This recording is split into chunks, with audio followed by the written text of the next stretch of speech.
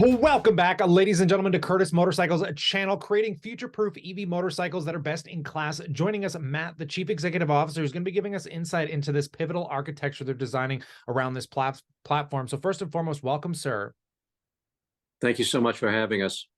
And a pleasure to get you back on. So we recently spoke with Jordan, one of the designers. He gave us some really good clerical insight into kind of the design of this, but I really want to kind of hammer home this architecture that you're designing around the one platform. Can you kind of give us full clerical insight into this?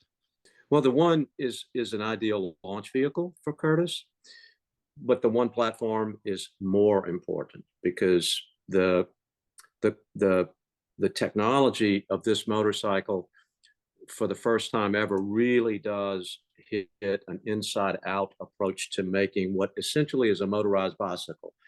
A motorized two-wheel device has always begun as the bicycle. Mr. Curtis, our original founder, was first and foremost in the bicycle business. Then he motorized a bicycle. So it's always been kind of packaged in, okay, we have a two-wheel device that you pedal, let's put a motor in it.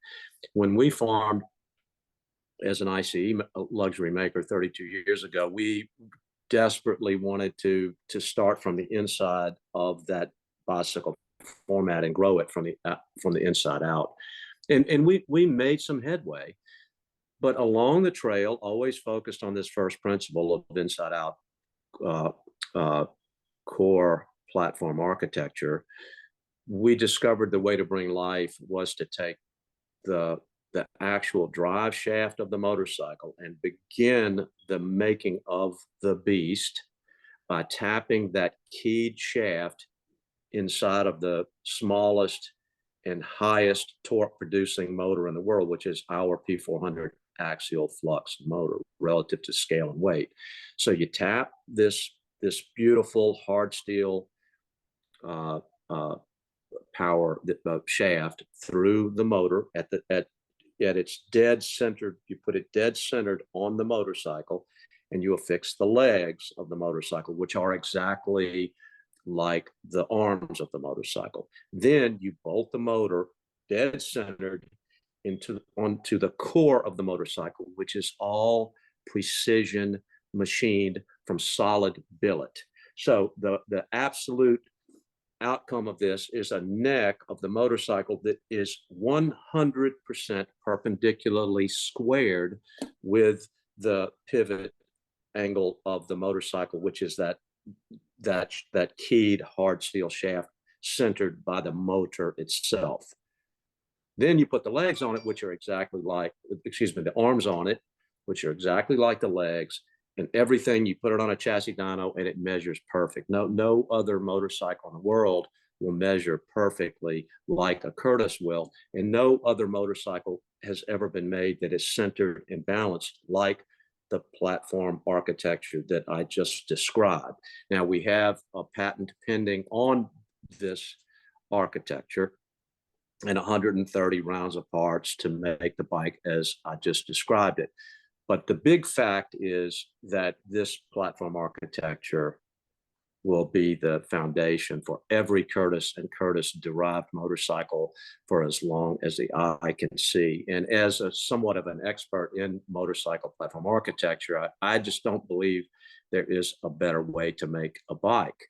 Now, there's a couple other things that are going on that are really equally as important.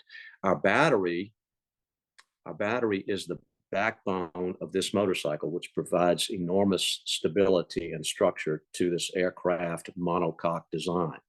It also is fully immersed in coolant, fully immersed. So it's all liquid. Every battery it's like a radiator. It's finned on the inside and the outside, and every electronic bit inside of the battery is in this dielectric cooling fluid. So what this means is that in terms of thermal management, your motorcycle is always at the proper temperature that we want it to operate at for long life, efficiency, power, and most importantly, safety. This also is the fluid that as the radiator, the fluid in the battery also provides the coolant through the inverter, the charger, and the motor itself. So the whole motorcycle is optimized for thermal management. Now, the last important part of this platform that is extremely unique, the legs and the arms, as I alluded to earlier, are the same. They also are fully adjustable.